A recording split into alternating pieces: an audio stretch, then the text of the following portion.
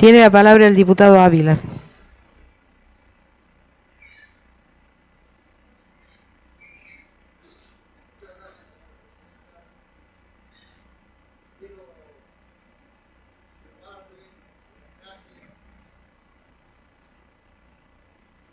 Sumarme al homenaje, ahí está, a todas aquellas personas que con mucha vocación, sacrificio y dejando inclusive hasta su propia familia, colaboran en cada uno de los comedores, de los merenderos, barriales, tratando de llevarle a todos aquellos niños, adolescentes y personas que se encuentran por debajo de la línea de la indigencia y la pobreza,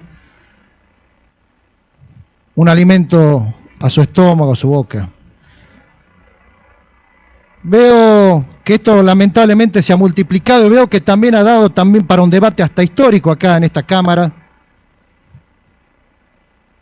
que no es malo darlo, más allá de que hoy la agenda de temas prioritarios para el pueblo de Catamarca quizás sea otro al que se ha fijado en la labor parlamentaria de ayer, al que lamentablemente no he podido asistir. Me parece a mí de que se plantea en el fondo también una discusión profunda, porque hay también hasta un mensaje de resignación. Por ahí alguien dijo, si Evita viviera, estaría al lado de aquella persona que trabaja en un comedor, en un merendero.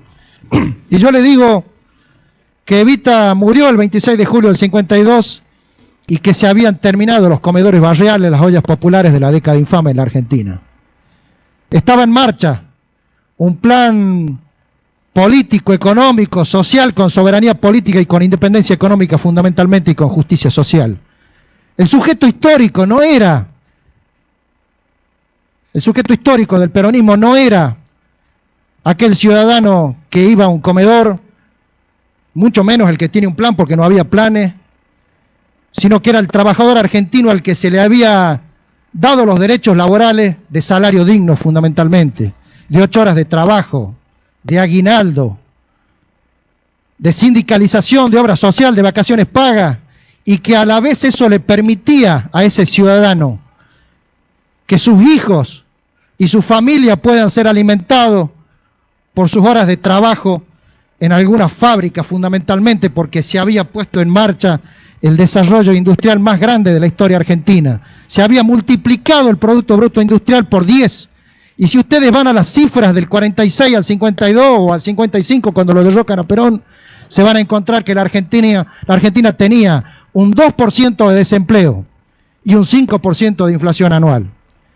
Inclusive algunos de estos números se han sostenido hasta antes del golpe militar del 24 de marzo del 76. Hasta la década del 70 la Argentina tuvo un estado de bienestar que le permitió que no existan los comedores o las ollas populares o los comedores barriales. Estaba institucionalizado.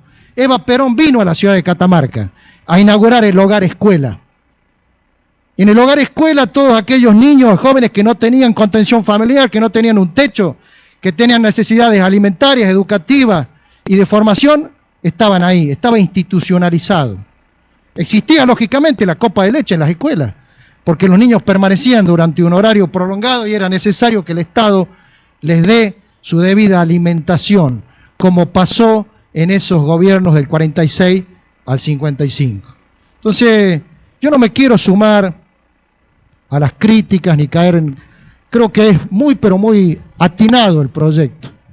Pero también quiero rescatar la memoria histórica, quiero defender a Eva Perón, quiero defender a Juan Domingo Perón, quiero defender ese modelo que se impuso en la Argentina, donde no estaba legitimado ni legalizado el saqueo de la Argentina colonial que vemos hoy. También alguien dijo, hemos heredado del neoliberalismo el saqueo y otras cosas más, pero tampoco en los 12 años de gobierno nacional y popular se ha revertido ni la ley de entidades financieras de Martínez Dios, que le permite a los bancos pagar menos impuestos que cualquier persona que tiene un kiosco y fugarla la plata al extranjero, como pasó cuando ocurrieron los hechos del 2001 con el Corralito. Está vigente la ley de inversiones mineras nacionales. Hoy hay un congreso de litio. Ayer el gobernador Raúl Jalí se sacaba una foto con el embajador de Estados Unidos, Stanley, como si fuera una vidriera irrespetuosa de los cambalaches. ¿Dónde quedó lo Obradeno Perón? ¿Dónde quedó esa voluntad que tenía el Movimiento Nacional Justicialista de no ser parte de un país que eres una colonia? ¿O no es una ley colonial que nos saquen y nos lleven la riqueza minera o la riqueza petrolera o la riqueza gasífera por bajos porcentajes? Lo han legitimado, y cuando más se saquee nuestra riqueza, más van a florecer los comedores, los merenderos y la pobreza en la República Argentina. De eso no tengan ninguna duda. Por eso hay que homenajear a quienes se sacrifican y trabajan, a quienes ponen todo para solucionar ese enorme problema de la pobreza y del hambre que hoy tiene Catamarca, que tiene la República Argentina. Pero empecemos a trabajar en otro sentido. Dejemos de traer y aprobar y levantar la mano acá en la legislatura la extranjerización de la riqueza minera por el 96,5%, cuando después ni siquiera cumplen con darnos ese miserable 2%, como se ve en las estafas que está perpetrando la minera Livent, cuando subfactura y vende a $6.000 la tonelada, cuando en la provincia de Jujuy la empresa minera lo vende a $54.000. Y cuando el gobernador, a través de su ministra de Hacienda, sale a decir que vamos a recuperar 127 millones de pesos. No, hay que recuperar y en dólares, porque ellos exportan y cobran en divisas extranjeras. Y no con $1 millón nos van a resarcir el robo, el saqueo y el despojo y el fraude que nos hacen. Mucho más es lo que nos deben. Si no, multipliquen $54.000 por 22.500 y se van a dar cuenta que hay más de 22 millones de dólares de fraude. Tiene que ver, está íntimamente relacionado con el hambre y con la necesidad de tener comedores. Si nosotros provincializáramos la riqueza en el 51%, tendríamos 2.500 millones de dólares para la provincia por año, lo que significan 2 presupuestos y medio anuales. Acá venimos aprobando hace 5 años que estoy en esta legislatura y aprobamos presupuestos por aproximadamente 1.000 millones de dólares. ¿Por qué no nos hacemos dueños de nuestra propia riqueza, imitando lo que quería Eva Perón, con la soberanía política, con la independencia económica y con la justicia social, y después lo distribuimos? El kirchnerismo ha tenido una idea brillante y la ha aplicado, y lo he dicho en reiteradas oportunidades en este recinto. Ha nacionalizado uno de los estatutos coloniales que heredó el neoliberalismo, que son los fondos de jubilaciones y pensiones. Eso le ha permitido aumentar 2 veces las jubilaciones, recuperar la capacidad adquisitiva de los jubilados, poner a 9 millones de beneficiarios bajo la órbita del sistema de la asignación universal por hijo. Le ha permitido tener el procrear, el progresar, el conectar igualdad. Hasta le han malgastado la plata con el fútbol para todo.